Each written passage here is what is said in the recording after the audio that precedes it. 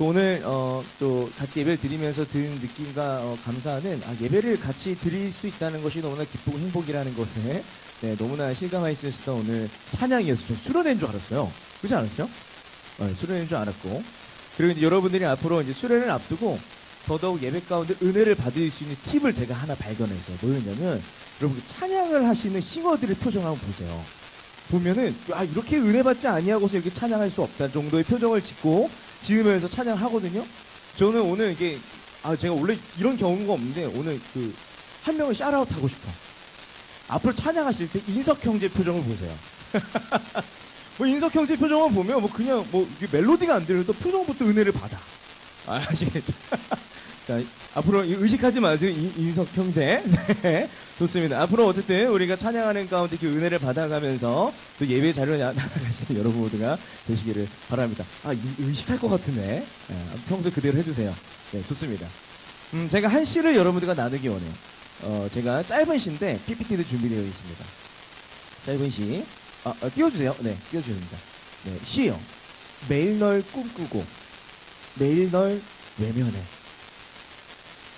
이 하상욱 시인이라고 아세요?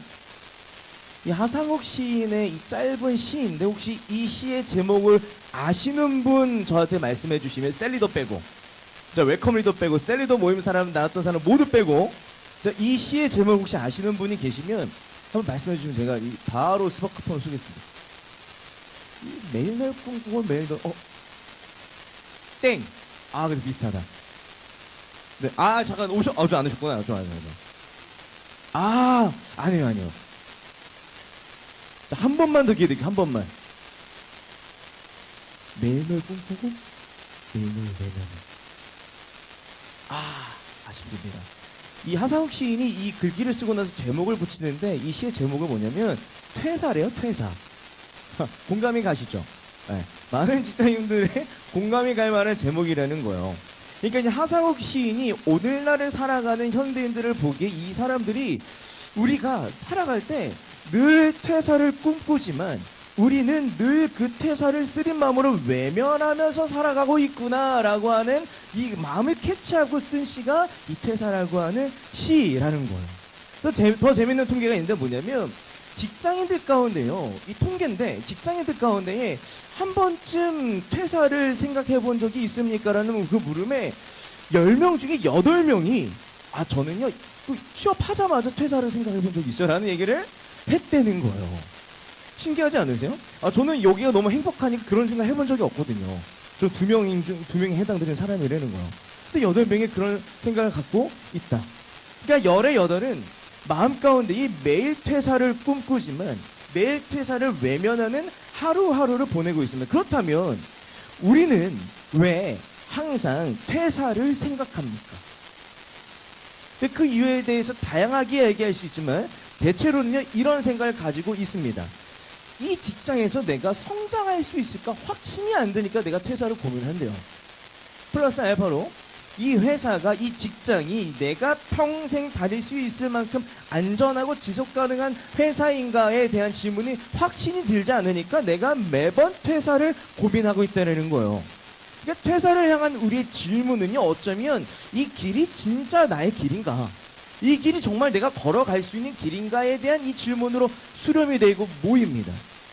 이 길이 진정 나의 길인가에 대한 고민은 비단 이 직장인들만의 고민도 아니고요, 우리 여러분들 모두의 고민입니다. 왜냐하면 우리는 늘 이 전공을 가지고, 그리고 내가 갖고 있는 기술을 가지고, 혹은 내가 다니고 있는 학교를 가지고 이 길이 진짜 내가 가야 할 전공인가, 이 길이 진짜 내가 갖고 있어야 할 기술인가, 이 대학교가 정말 하나님께서 이거 보내신 것이 맞는가에 대한 질문을 우리는 늘 갖고 있다는 거예요. 우리는 모두 마음속에 매일 널 꿈꾸고 매일 널 외면해라는 마음을 갖고 살아 있다는 것이죠. 이 길이 진정 이 맞는가에 대한 고민은요, 교회 안에서 우리 안에서 신앙의 언어를 이렇게 우리가 주고받아주고 나눠져요. 어떤 질문이냐면, 전도사님, 요게 이 하나님의 부르심인지가 내가 확신이 안 돼요. 조금 더 구체적이게 얘기했네요. 전도사님, 이 직업이 내가 이게 하나님의 부르심인지 내가 좀 확신이 가지 않아요. 혹은 이 전공이 이 하나님의 부르심인지, 이 직업이 진짜 내 하나님의 부르심인지를 내가 정말 모르겠고, 내가 지금 만나고 있는 사람이 진짜 하나님의 뜻인데 정말 고개를 끄덕이고 있어 사람들이. 자, 이거 모르겠어요. 라는 얘기를 이렇게 이게 수렴이 돼서 나온다라는 거예요. 그러니까 가끔 이런 질문 받으면 저도 헉해요. 왜냐하면 지금 이 자리에 설교하고 있는 저조차도 매번 부르심을 분별하면서 나아가고 있기 때문입니다. 그러나 중요한 건 우리가 이 부르심이 분별이 되어야 앞으로 나아갈 수 있고, 그리고 부르심이 분별이 되어야 우리가 하나님의 뜻을 쫓아서 걸어갈 수 있기 때문에 이 부르심이라고 하는 주제는 진짜 중요한 주제라고 말할 수 있어요. 우리는 하나님의 부르심이라고 하는 것, 그 하나님의 뜻이라고 하는 것, 대체 어떻게 분별하고 또 어떻게 확신을 얻어서 선택할 수 있겠습니까? 혹시 여러분들의 노하우가 있으세요? 오늘 본문은요, 두 사람을 향한 예수님의 부르심에 대한 이야기예요. 예수님은요, 사울을 부르셨고 예수님은 아나니아를 부르셨어요. 나아가서 예수님의 그 부르심에 사울은 자신의 신념과 확신을 꺾고 돌이켜서요, 아나니아를 만나러 갑니다. 반대로 더불어서 예수님의 부르심에 아나니아는 사울에 대한 세상의 소문과 자신의 두려움을 꺾고 사울을 만나러 갑니다. 그리스도인을 박해하던 사울은 어떻게 하여서 이방인의 사도라고 하는 그 부르심에 순종할 수 있었을까? 더불어서 사울을 두려워하던 아나니아는 어찌하여 그 죽음을 감수하고 두려움을 꺾으면서 그 사울을 만나러 갈 수 있었을까? 사랑하는 새청년 여러분, 오늘 이 두 사람을 향한 예수님의 부르심에 대한 이야기를 찬찬히 살펴보기를 원해요. 그리고 나아가서 오늘 말씀을 나누는 가운데에 우리를 향한 하나님의 부르심을 분별할 수 있는 눈과 기준을 여러분들 획득하시길 바라고, 나아가서요, 모호한 삶, 그러니까 하나님의 부르심과 뜻을 쫓아서 확실하게 살아갈 수 있는 나름대로 이 평안을 여러분들이 이 오늘 말씀을 나누는 가운데에 진짜 얻으셨으면 좋겠어요. 이것을 위해서 여러분들과 세 가지를 나누기 원하는데, 첫 번째, 부르심은요, 빚진 마음을 가져야 분별할 수 있어요. 두 번째, 부르심은 삶의 궤도를 이렇게 한번 봐야 분별할 수 있어요. 세 번째, 부르심은 선순종 후 판단을 해야지 우리가 분별할 수 있다. 하나하나 얘기를 좀 나누기 원해요. 사도행전 9장 1절에서 5절 말씀을요, 새 번역 버전으로 조금 더 이 부드럽게 한번 읽어볼게요. 다 함께 읽겠습니다. 시작. 사울은 여전히 주님의 제자들을 위협하면서 살기를 띠고 있었다. 그는 대제사장에게 가서 다마스쿠스에 있는 여러 회당으로 보내는 편지를 써달라고 하였다. 그는 그 돌 있는 사람들은 남자나 여자나 가리지 않고 닥치는 대로 묶어서 예루살렘으로 끌고 오려는 것이었다. 사울이 길을 가다가 다마스쿠스 가까이에 이르렀을 때에 갑자기 하늘에서 환한 빛이 그를 둘러 비추었다. 그는 땅에 엎어졌다. 그리고 그는 사울아 사울아 내가 나를 왜 핍박하느냐 하는 음성을 들었다. 그래서 그가 주님 누구십니까 하고 물으니 나는 내가 핍박하는 예수다. 아멘. 딱 끝났죠. 사울이 이제 바울이 된 이야기를 나누기 위해서 우리는 먼저 뭘 해야 되냐면 사울의 이 화려한 과거 행적을 하나하나 좀 살펴봐야지 우리가 사울이 바울이 된 이야기를 조금 더 풍성하게 이해할 수가 있어요. 바울이 사울이었을 적을 보아야 우리는 바울을 향한 부르심의 의미가 조금 더 깊이 이해가 된다는 것이죠. 그러면 바울은요, 자신의 과거에 대해서 본인이 스스로 어떻게 기억하고 있었을까를 우리가 볼 필요가 있어요. 근데 감사하게도 바울은 이 신약 성경 곳곳에 라떼는 말이야 이런 흔적들 진짜 많이 남겨놨거든요. 근데 이 바울의 라떼를 관통하듯이 딱 제대로 요약해 놓은 말씀이 하나가 있어요. 디모데전서 1장 15절 말씀, 바울의 사울이었을 적 과거 회상에 대한 이야기를요, 제가 읽겠습니다. 그리스도 예수께서 죄인을 구원하시려고 세상에 오셨다고 하는 이 말씀은 믿음직하고 모든 사람이 받아들일 만한 말씀입니다. 나는 죄인의 우두머리입니다. 혹은 나는 죄인의 우두머리였습니다. 이거를 개역개정 버전을 바꿔서 얘기하면 이렇게 얘기해요. 여러분 모두가 알고 있는 얘기인데 나는 괴수 중에 괴수라. 이 얘기를 하고 있는 거예요. 이를테면 요즘 이제 그 청년들이 저한테 장난치는 거 뭐라고 장난치냐면 제가 가끔씩 뭐에 집중하면 전사님 지금 청년 김성님이죠. 이렇게 얘기를 하는 거예요. 뭐냐면 제가 이게 가끔씩 눈이 이렇게 날카로워질 때가 있나 봐요. 근데 그게 과거에 다듬어지지 않았던 청년 김성님이라고 얘기를 하는 거죠. 그러니까 마찬가지로 바울에게도요. 야, 나 옛날에 내 모습은 말이야. 이걸 말할 수 있을 법한 것들이 있었다는 것이죠. 그러니까 바울의 과거도 다듬어지 않았었던 것뿐만 아니라 괴수로 불릴 수 있을 만큼의 악인이었다는 것을 스스로 자백하고 있는 거예요. 그렇다면 바울이 과연 그 사울이었을 때 얼마나 악한 사람이었는가를 생각해 보면 바울은요. 예수 그리스도의 대적자였어요. 그리고 바울은 그리스도인의 박해자였어요.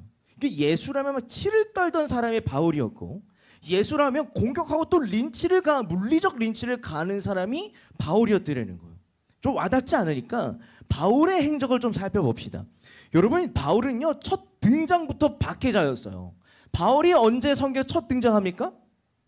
스데반 순교하는 장면에서 등장해요. 그 장면을 이렇게 얘기하고 있는데 사도행전 7장 57절 58절 말씀을요 한번 함께 읽어볼게요. 시작.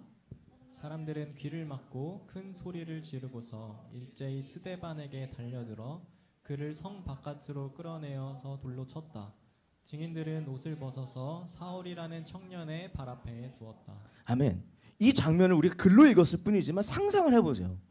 내가 여기 가운데 있고 여기 있는 사람들이 귀를 막으면서 큰 소리를 지르면서 돌을 던진다고 해보세요. 이거 너무 잔인한 장면 아니에요? 그런 장면 속에 바울은 어떤 역할을 했다고요? 야, 내가 너네 물건 훔침 당하지 않게 내가 다 맡아줄 테니까 내가 들고 있을 테니까 또 가서 쟤네 죽여.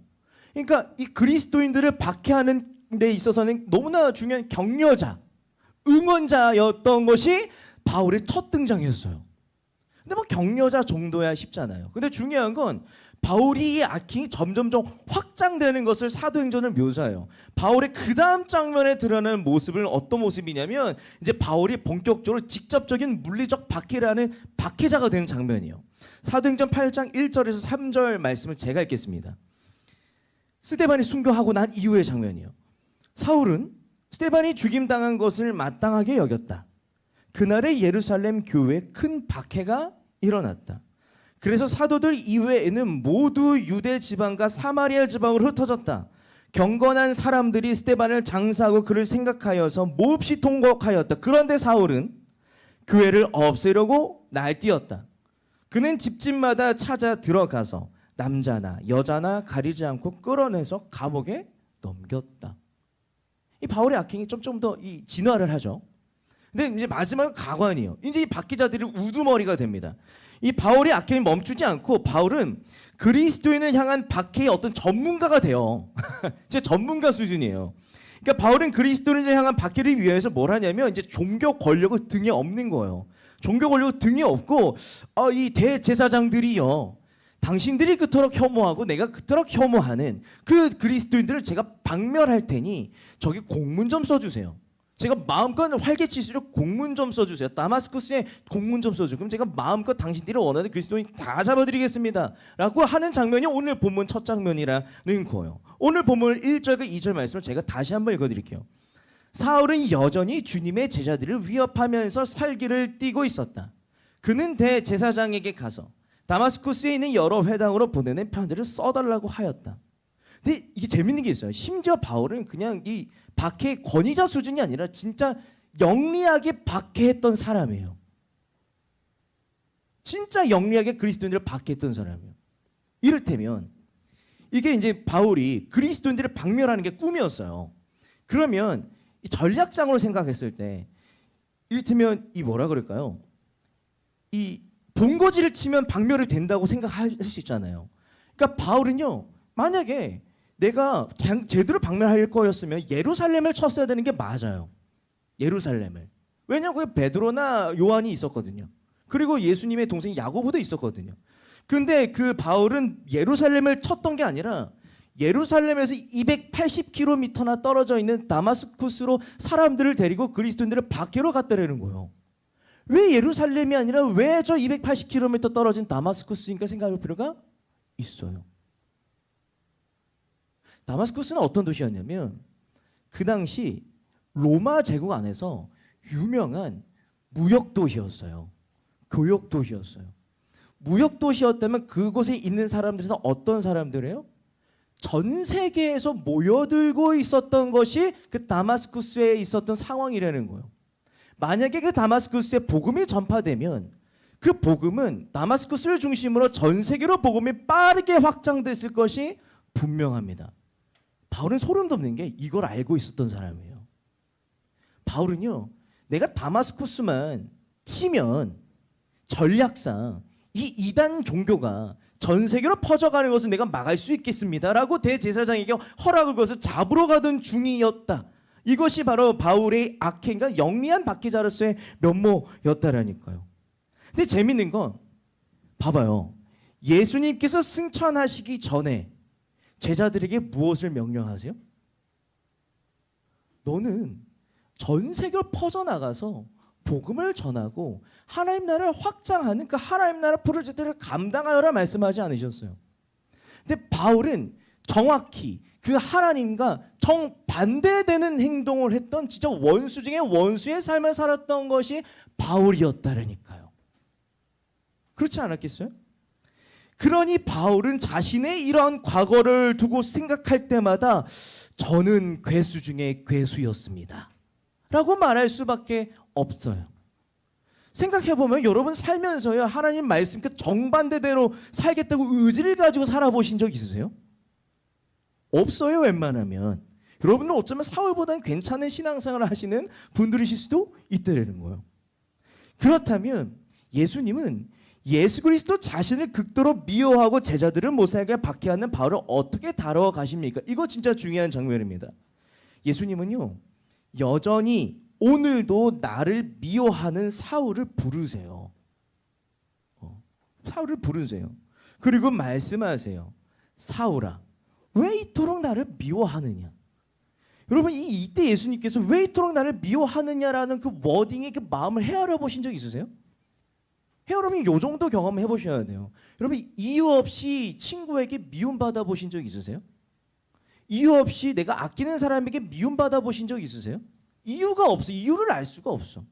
근데 예수님이 야, 너 왜 나를 이렇게 미워하느냐 정도의 마음이 요 정도 마음이라고 생각하면 절절하게 공감이 된다니까요. 그리고 나서 야, 너 왜 이토록 나를 미워하느냐? 나는 네가 그토록 핍박하는 예수다라고 부르십니다. 그럼 만나주세요. 그러니까 예수님은 핍박자, 증오자, 원수마저도 덮는 사랑으로 사울을 만져주셨던 거예요. 그러니까 바울은 이러한 과거의 때를 막 회상하면서 감격하는데, 바울이 원수였던 나를 사랑으로 덮어주시는 예수님을 회상하면서 감동에 어려서 고백한 말이 있어요. 디모데전서 1장 16절 말씀을 함께 읽겠습니다. 시작. 그러나 하나님께서는 나에게 자비를 베푸셨습니다. 그 뜻은 그리스도 예수께서 끝없이 참아주심의 한 사례를 먼저 나에게서 드러내 보이심으로써 앞으로 예수를 믿고 영생을 얻으려고 하는 사람들의 본보기로 삼으시려는 것입니다. 아멘. 디모데전서 1장 15절에서 뭐라 그래요? 나는 괴수였어. 근데 16절 바로 다음에 뭐라 그래요? 이 괴수였던 나를 예수님께서 끊없이 참아주시고 사랑해 주셨어 라고 고백을 하고 있는 거예요. 그러니까 바울은 말하고 있습니다. 예수님께서 나를 사랑하셨다. 원수였던 나를 끝없이 참아주시는 그 사랑으로 나를 사랑하셨다. 이것을 깨달을 때부터 바울의 마음에 생긴 것이 있는데, 그것이 무엇이냐면 빚진 마음이에요. 빚진 마음이에요. 사실 바울이 자신의 과거에 대해 언급하면서 나는 괴수 중에 괴수였습니다라고 하는 이 말이 바울이 진짜 괴수여서 한 말이었겠습니까? 아니에요. 바울은요, 괴수와 같았던 자신을 끝까지 참아주셨던 그 사랑에 대한 빚진 마음, 그 빚진 마음으로 나면 나던 고백이 나의 괴수 중에 괴수였어, 민망해 죽겠어, 송구스러워 죽겠어라는 고백이 아니었겠어요. 그리하여서 빚진 마음에, 그 미안하고도 송구스럽고 감사한 마음에 바울은요, 험난한 그 부르심에 순종할 수밖에 없었다는 거예요. 그 험난한 부르심에 끝까지 충성할 수밖에 없었다는 거예요. 이러한 맥락에서 우리는요, 부르심을 알고 부르심을 분별하기 위하여서 꼭 갖고 있어야 하고 필요한 것이 하나가 있는데 뭐냐면 빚진 마음이에요. 빚진 마음이 있느냐 없느냐가 사실 우리를 향한 이 부르심을 판단하는 데 있어서 가장 먼저가 되는 첫 번째 자세라는 거예요.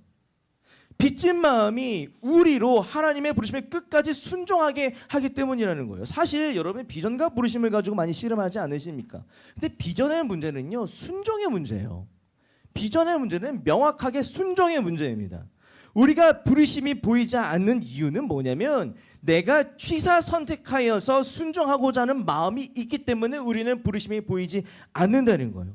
그러니까 하나님이 부르심이 아니어도요, 좋아 보이는 것은 순종하고자 해요.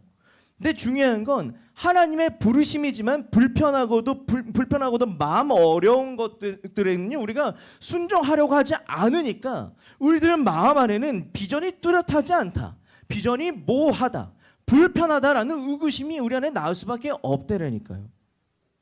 이런 의미에서 부르심이 분별되려면 순종의 마음이 있어야 하는데 그 순종의 마음은요, 어디서 나와요? 내가 고집된 마음을 꺾어야 되는데 이 고집된 마음을 어떻게 꺾어요? 내가 아무리 못나도, 아무리 거절하여도 오래 참아주시고 기다려주시는 그 사랑의 빚진 마음만이 그것을 가능하게 한다는 거예요. 바울을 만나주신 이 예수님 이야기와 우리를 만나주신 예수님 이야기를 이렇게 관통할 수 있을 만한 진짜 좋은 명언이 하나가 있어요. 뭐냐면 이 호레이셔스 보너라고 하는 이 찬송가를 작가하세요. 근데 그분이 이제 이런 말씀을 하시는 거예요. 이제 이렇게 얘기하시는데, 인격과 행실의 여러 변화 중에 기만적인 것이 얼마나 많으며 깊고 진실된 것은 얼마나 적은가. 영적 존재의 가장 깊은 곳에 이르는 변화만이 변화라 불릴 만한 결과를 낸다. 우리를 진실로 변화시키는 단 한 가지 마력은 십자가뿐이다.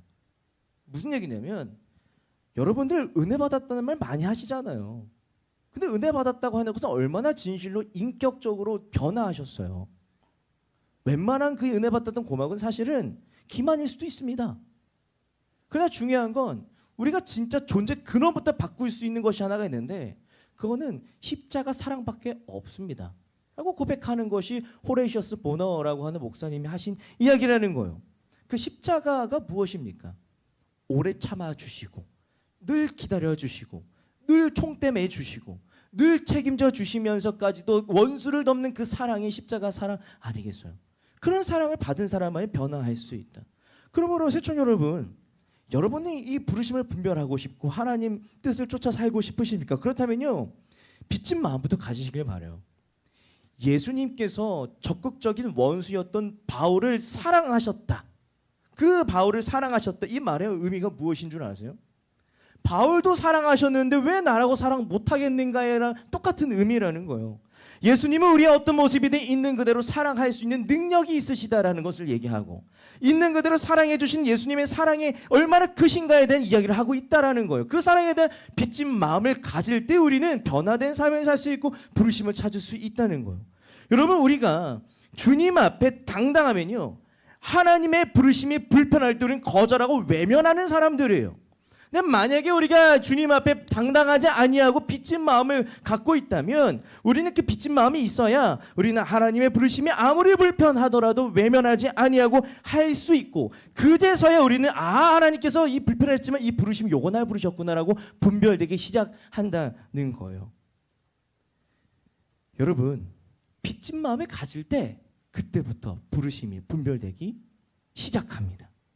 계속해서 이야기를 나누기 원해요. 이제 부르심을 분별하고 이 부르심에 대해서 이해하기 위해서 우리가 또 던져야 되는 질문이 하나가 있는데 뭐냐면, 왜 바울인가? 이 많고 많은 사람 중에서 왜 하나님은 굳이 그 원수인 바울을 택하여서 왜 굳이 바울과 일하였는가에 대한 질문을 좀 던질 필요가 있어요. 15절을 함께 읽겠습니다. 시작. 주님께서 그에게 말씀하셨다. 가거라, 그는 내 이름을 이방 사람들과 임금들과 이스라엘 자손들 앞에 가지고 갈 내가 택한 내 그릇이다. 아멘.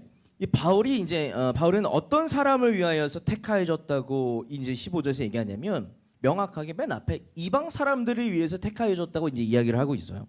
그러니까 먼 훗날에 바울과 이 바울을 알고 있던 사람들은 심지어 바울을 두고 뭐라고 얘기하냐면 바울을 두고 이렇게 얘기하고 있어요.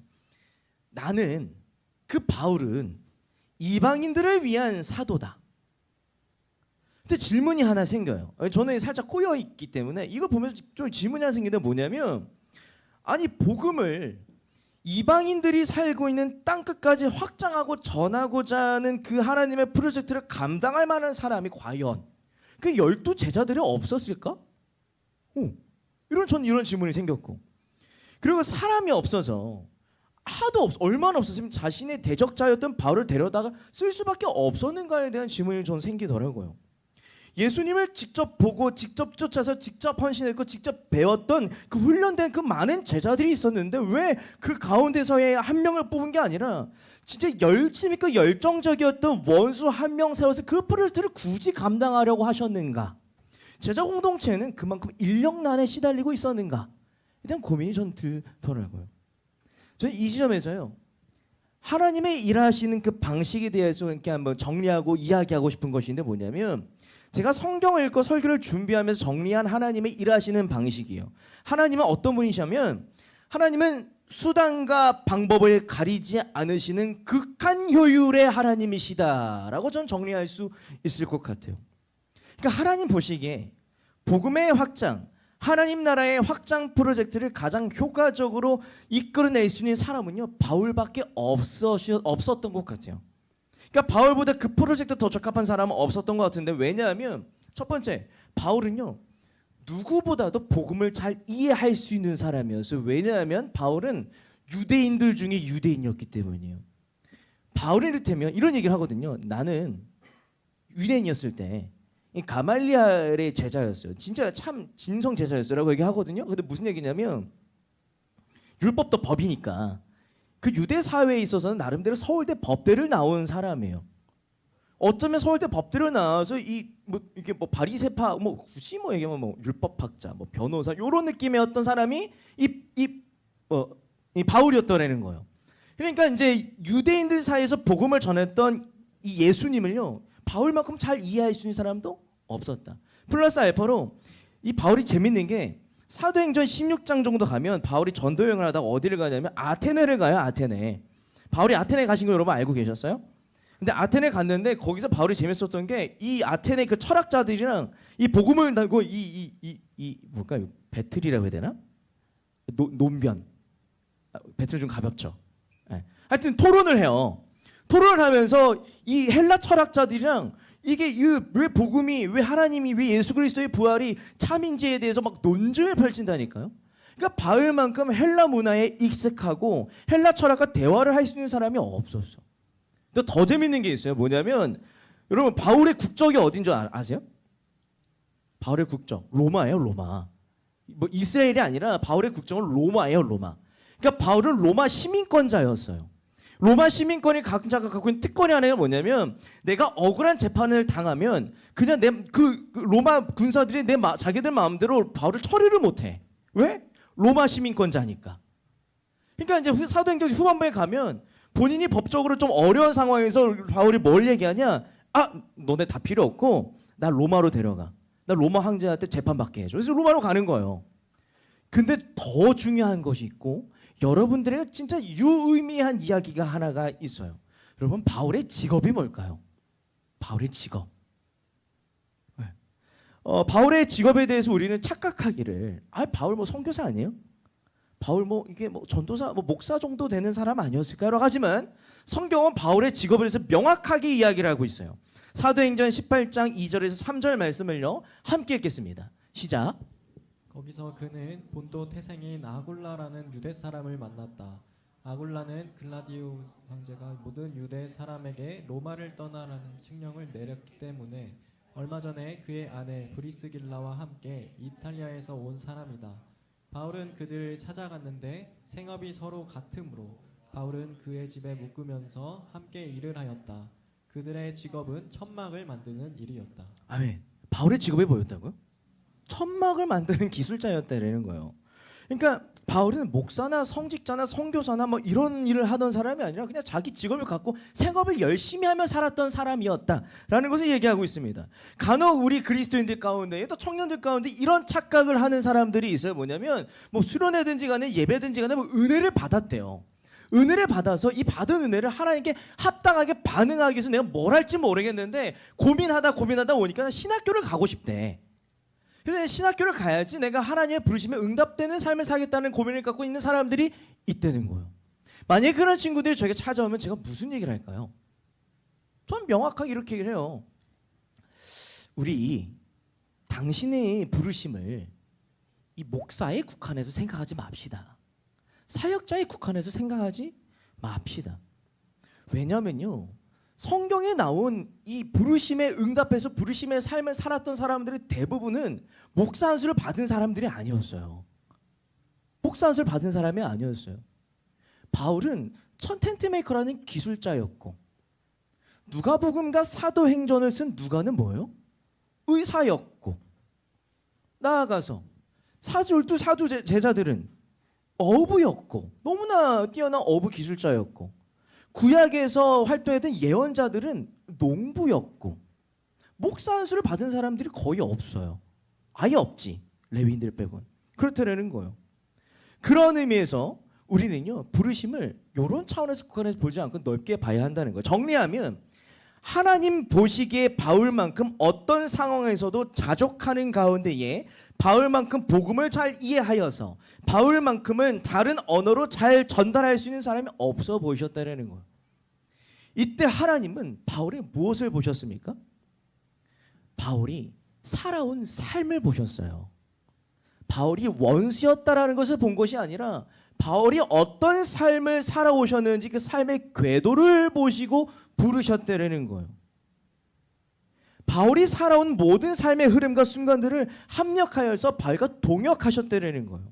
이런 의미에서 하나님은요, 효율 극한의 하나님이십니다. 근데 빠른 성취를 하시기 때문에 효율 극한의 하나님이신 것이 아니라 우리의 삶의 모든 순간, 나의 삶의 발걸음 하나하나 어느 것도 흘려보내지 아니하시고 허투루 사용하지 아니하시고 의미 충만하게 사용하신다는 차원에서 효율 극한의 하나님이시라는 거예요. 여러분, 하나님은요, 우리의 삶 모두를 사용하세요. 여러분들의 삶의 모든 순간들을 어떻게든 의미 충만하게 사용하시려고 발버둥 치세요. 하나님 안에서 우리가 잘 나간 순간, 성취한 순간뿐만 아니라 우리가 실패한 순간, 무너진 순간, 수치스러운 순간, 우리가 회피한 순간, 우리가 도망쳐버린 그 순간마저도 의미 있게 사용하시려고 작정하신 분이 하나님이시라는 분이시라니까요. 다시 말하면 우리가 살아온 삶은 하나님 안에서 우리가 살아갈 삶이 된다. 우리가 살아온 삶은 하나님 안에서 우리가 살아갈 삶이 된다. 이것이 부르심이라는 거예요. 이것이 부르심이라는 거예요. 길어지니까 안 할게요. 어쨌든 그러므로 세천 여러분, 여러분 부르심을 분별하고 싶으십니까? 혹은 하나님의 뜻대로 살고 싶으세요? 그러면 제일 먼저 살펴보아야 할 것이 있어요. 뭐예요? 하나님께서 여러분들과 손수 빚어 오셨던 여러분들이 살아온 삶부터 보셔야 돼요. 간혹 이런 부담을 갖고 계신 분이 계세요. 좀 쓸데없는 부담인데, 전도사님, 제가 신앙생활 열심히 해가지고 저기 저 멀리 있는 남수단으로 선교사를 보내시면 어떡해요? 라는 얘기를 하시는데, 여러분들이 지난 삶에 선교의 선자도 꺼내지 않으셨다면 걱정하지 마세요. 그럴 가능성이 거의 없으세요. 왜? 여러분들이 살아갈 삶은 하나님 안에서 여러분들이 살아온 삶이기 때문이라는 거예요. 그러므로 여러분, 하나님께서 손수 빚어오신 여러분들의 인생을 살펴보십시오. 하나님의 돌봄 아래 여러분들이 살아온 발자취를 살펴보십시오. 여러분들의 인생 가운데 여러분은 무엇을 성취하셨고 무엇을 실패하셨습니까? 여러분들은 하나님의 그 돌봄 가운데, 그 인생 가운데 여러분들은 무엇이 행복이었고 무엇이 불안이었고 무엇이 불만이었습니까? 나아가서 여러분 인생 가운데 하나님 돌보심 안에 어떤 터닝 포인트의 순간을 맞이하셨습니까? 그 발자취를 여러분들이 뼈저리게 아플 정도로 솔직하게 살펴볼 때, 그때부터 여러분들의 부르심은 분별되기 시작한다. 분별되기 시작한다. 강조해서 말씀드리지만 하나님 안에서 우리가 살아온 삶은 우리의 부르심이 돼요. 마지막 이해를 좀 나누기 원해요. 사도행전 9장 10절에서 11절 끊었다가 13절 14절을요 함께 읽겠습니다. 시작. 그런데 다마스쿠스에는 아나니아라는 제자가 있었다. 주님께서 환상 가운데서 아나니아야 하고 부르시니 아나니아가 주님 여기 있습니다 하고 대답하였다. 주님께서 아나니아에게 말씀하셨다. 일어나서 고든 길이라 부르는 거리로 가서 유다의 집에서 사울이라는 다소 사람을 찾아라. 그는 지금 기도하고 있다. 아나니아가 대답하였다. 주님, 그가 예루살렘에서 주님의 성도들에게 얼마나 해를 끼쳤는지를 나는 많은 사람들에게서 들었습니다. 그리고 그는 주님의 이름을 부르는 사람들을 잡아갈 권한을 대제사장들에게서 받아가지고 여기에 와 있습니다. 아멘. 이번에는요, 이 바울이 아니라 또 한 사람을 부르시죠. 아나니아를 부르셨던 그 예수님에 대한 얘기를 좀 해보기 원해요. 예수님은 바울 말고 아나니아를 부르시는데 어떻게 부르시냐면 부르시고 명령을 하세요. 아나니아야, 아나니아야, 사울이 널 기다리고 있다. 가서 사울을 만나줘라. 이런 부르심을 명확하게 들어요. 명확하게 듣는데 이 사울을 만나라고 하셨던 예수님의 부르심에 아나니아는 어떤 반응을 보였습니까? 두 가지요. 두려움과 편견이 하나님의 부르심 앞에 보였던 명확한 아나니아의 반응이었다는 거예요. 먼저 아나니아는 두려웠습니다. 사울은 그리스도인들 사이에서 유명한 박해자였기 때문에 심지어 이 다마스쿠스에 아나니아가 살았는데 다마스쿠스 그 그리스도인들에게 소문이 하나 퍼져요. 우리의 그 유명한 박해자였던 사울이 우리 모두를 잡으러 오고 있습니다라고 하는 소문이 퍼져 있는 상태에서 예수님은 아나니아를 부르시고 아나니아야, 사울을 좀 만나라라고 이야기를 하고 하셨다는 거예요. 이런 상황에서 나를 잡으러 온 그 사울을 만나러 가라고 하시니까 아나니아를 향한 부르심을 들은 아나니아는 어떤 반응이었어요? 말도 안 되는 부르심이었고 납득 불가능한 부르심이었어요. 이 아나니아가 받았으니까 압박감을 상상해 볼 때 이 정도의 압박감이었을 것 같아요. 이를테면 어느 날 갑자기 준성아, 복음을 전하러 북한을 좀 가라 라고 명확하게 불러주세요. 그러면 준성이는 어떤 마음이에요? 곧 군대 가니까 미안. 다시 홍석형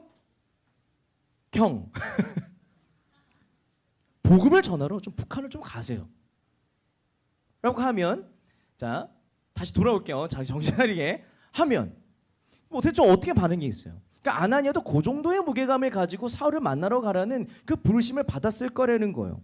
근데 두 번째로 아나니아는요 동시에 편견을 갖고 있었어요. 뭐냐면 사울은 어떤 사람이었어요? 그러니까 아나니아가 얘기를 하는 거예요. 아니 근데 그 아버지께서 예수님께서 만나라고 하신 그 사울, 우리의 형제자매들 잡아 죽이던 그 사울 아니에요? 근데 그런 사울을 만나러 가는 게 말이 맞아요? 그러니까 불신의 마음을 가지고 따져 묻지 않았겠어요? 그러니까 아나니아로 보건대 어떻게 보면 우리는요 부르심을 명확하게 들을지언정 부르심을 얼마든지 불신하고 거절할 수 있는 사람이라는 거예요. 아무리 선명한 부르심을 들어도 두려움과 편견이 있으면 언제든 나 부르심 들은 적 없는데 거절할 수 있는, 스스로를 기만할 수 있는 사람들이라는 거예요. 여러분, 두려움은요 나의 감정이고 편견은 나의 생각이라는 거예요. 우리가 부르심을 분별하는 데서 제일 방해되는 것이 있는데 그것은 무엇입니까? 나의 감정과 나의 생각이에요. 우리는 늘상 선택의 순간에서 무엇을 가지고 하나님의 뜻대로 선택하는 데 막힘이 있습니까? 나의 감정과 나의 생각이에요. 나의 감정과 나의 생각이 앞서니까 우리는 하나님의 부르심 앞에 두고도 하나님 부르심을 왜 안 주세요? 라는 얘기를 할 수 있는 사람들이라니까요. 그렇다면 우리는 어떻게 나의 감정과 나의 생각을 꺾고 이기면서 부르심을 분별할 수 있겠습니까? 다시 한번 아나니아 얘기를 한번 돌아가 볼까요?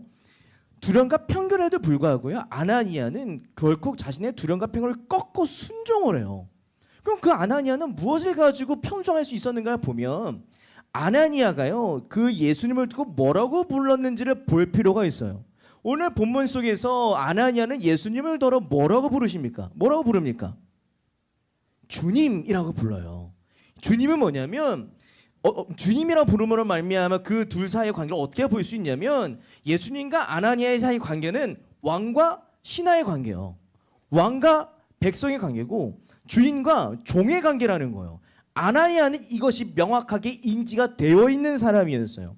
아나니아가 이해 불가능한 그 순종이 가능했던 이유는 뭐냐면 예수님은 친구도 아니고 나의 왕이셨기 때문에 그분의 말씀에 순종할 수밖에 없었다라는 거예요. 이를테면 우리는 나의 사랑하는 친구의 말을 웬만하면 들어줍니다. 내가 사랑하는 친구들의 부탁이라면 웬만하면 들어줍니다. 그런데 특징이 있는데 뭐냐면 취사 선택하여서 친구의 소원을 들어준다는 거예요. 내가 해주고 싶은 것은 해주고 내가 하기 싫은 것은 안 할 자유가 있는 것이 친구 관계라는 거예요. 만약 우리가 예수님께서 내 친구가 되어주신다고 믿는다면, 내 친구라고만 여긴다면 예수님의 그 부르심은 내가 취사 선택해서 고를 수 있는 것이 되어버린다니까요. 근데 만약에 다시 생각해보면, 하지만 우리는 막 대통령이 명령한 거, 막 회사의 회장님의 명령한 거, 이런 것들에 대해서 우리는 어떻게 받아들여요? 명령한 건 지켜야죠. 취사 선택하여서 우리가 거절할 수 있는 권리가 없더라는 거예요. 마찬가지로 우리가 예수님께서 나의 왕이시라면 우리는 그 왕께서 나에게 주신 그 부르심의 명령을 거절할 자격이 없는 존재라는 거예요. 이를테면 여러분, 우리가요 예수님을 주님으로 부른다는 것은 결코 가볍지 않아요. 왜냐하면 내가 예수님을 주님으로 부른다는 것은 나는 당신께 가차없이 다른 생각 틈탈 여지 없이 순종하겠습니다라는 말의 의미가 주님이라는 이야기이기 때문이에요. 당장 오늘만 여러분 기도하는 가운데에, 찬양하는 가운데에, 여러분들 입술 가운데 얼마나 많은 주님이 나오셨습니까?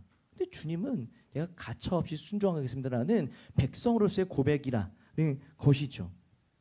나아가서 여러분들이 부르심을 분별하기 위해서 꼭 분별해야 되는 질문이 뭐냐면, 예수님이 진짜 나의 왕이신가? 진짜 나의 왕이신가? 이것부터 정리가 되어야 여러분들은 부르심이 분별되기 시작할 것입니다. 그러므로 여러분, 부르심을 분별하여서 하나님의 뜻을 쫓아 열심히 있게 살고 싶으신데 부르심이 무엇인지 잘 모르시겠습니까? 그렇다면 간단해요. 두려움과 편견과 나의 생각과 나의 감정을 꺾을 수 있는 방법은 진짜 간단해요. 뭐예요? 선순종 후 판단이에요. 선순종 후 판단입니다. 우리를 부르시는 분은 왕이시기에 우리는 선순종해야 되고, 그리고 그 순종의 결과가 옳은지 아닌지에 대해서는 후 판단을 할 필요가 있다는 거예요. 왜냐하면 왕의 백성은, 왕의 신하는 왕의 명령 앞에 선순종하고 후 판단할 자격밖에 없기 때문이라는 거예요. 다른 선택지가 없어요. 제가 이제 부르심과 관련된 이야기를 나눌 때마다 늘 제가 여기서 한 2번 얘기했던 것 같은데 이런 얘기를 꼭 할 수밖에 없어요. 뭐냐면 어떤 목사님이 저한테 해주셨던 이야기예요. 제가 이제 이 부르심에 대한 고민할 때 저에게 이런 얘기 하시더라고요. 그 목사님이 이제 영국에서 한인 목회를 하실 때, 그 영국 교회에 굉장히 유명한 영국 대학교를 다니는 청년 자매가 한 명 있었대요. 근데 그분이 맨날 교회에 올 때마다 이 목사님들을 찾아다니면서 이런 얘기를 했다는 겁니다. 목사님, 제가 이 학교로 간 거 하나님의 부르심일까요? 나 하나님의 부르심에 순종하고 싶은데 내가 이 전공을 하는 거 진짜 하나님 뜻일까요? 이 질문을 계속 만나는 사람들마다 하더랍니다. 그때 몇몇 목사님들은 그 질문에 진짜 친절하고 나이스하고 젠틀하게 그럴 때마다 하나님의 부르심은 섭리 가운데에 이런 식으로 얘기를 하셨대요. 신학적으로 체계적으로 잘 이야기하고 그 얘기를 들은 청년 자매는 부르심을 찾고 열심히 살았을까요? 아니요. 시간이 흘러서 그 청년 자매가 이제 제가 알고 있는 그 선배 목사님을 찾아가서 또 물어보셨대요. 여전히 하나님을 향한 내 부르심을 잘 모르겠습니다. 날 이 학교를 왜 보내셨는지 내가 알면 진짜 열심히 살 텐데 모르겠습니다라는 그 물음에 그 목사님께서 야, 너 여기 왜 왔니? 저요? 공부하러요. 공부해. 문제 해결이 됐어요. 끝난 거예요. 그리고 나서 그 친구가 와서 행복하게 잘 살았다는 후문이에요. 이게 무슨 얘기를 하고 싶은 것이냐면 우리는 부르심 앞에 셈과 계산이 너무 많아요. 우리는 하나님도 아니면서 완벽한 길을 내가 계획하여서 가려고 해요. 알고 가려고 해요. 그러나 우리는 너무나 연약하여서 알 수 없는 그 길을 내가 계획하려고 해요. 그러다 보니까 모든 발걸음들이 꼬여버리고 넘어질 수밖에 없는 건 아니겠습니까? 이때 이 모든 문제를 한 큐에 해결할 수 있는 방법이 하나가 있는데 뭐냐면 하나님의 신실하신 돌봄을 굳게 신뢰함으로 선순종 후판단이에요. 선순종 후판단. 합력하여 선을 이루신 하나님의 돌보심을 가차없이 신뢰함으로 말미암아 지금 이 순간 가차없이 선순종 후판단하는 것, 이것이 하나님의 부르심을 분별할 수 있는 방법이다라는 것을 이야기 나누고 싶어요. 이제 말씀을 맺습니다. 우리가 살아가는 인생이라고 하는 것이 여러분 이제 20대 30대 정도면 우리가 인생 얘기 정도 할 자격은 돼요. 우리가 살아오는 인생이 어떻게 보면 너무나 막연하고 불안하고 막막할 때가 있고 내가 정녕 이 길을 가는 것이 맞는가에 대한 고민을 우리가 늘 하고 살아갑니다. 근데 주로 나아가서요, 이런 고민들 우리 안에서 하나님의 부르심은 무엇인가에 대한 고민으로 연결되고 이어진다는 거예요. 그때 바울을 향한, 아나니아를 향한 예수님의 부르심 이야기는 우리에게 부르심을 분별할 수 있는 세 가지 기준을 제시하고 있는데, 첫 번째 부르심은요, 빚진 마음을 가졌는가라는 질문을 가지고 분별이 시작이 돼요. 부르심은요, 두 번째, 내가 지난 살아온 삶은 어떤 삶이었는가를 밟아볼 때 우리의 부르심은 분별이 되고, 세 번째, 이 부르심은요, 선순종 후판단할 때 부르심이 분별되기 시작한다는 것이죠. 그러므로 사랑하는 새청 여러분, 사랑하는 새청 여러분, 새청 여러분 모두가요, 살아온 삶에 대한 빚진 마음을 가지고 가차없이 순종하는 삶을 살 때 부르심은 분별돼요. 그때 부르심은 분별돼요. 합력하여 선을 이루시는 우리의 왕을 굳게 신뢰함으로 부르심에 순종하며 살아가는 새청 여러분 모두가 되시기를 진심으로 소망합니다. 우리 함께 찬양으로 나아갑시다. 따스한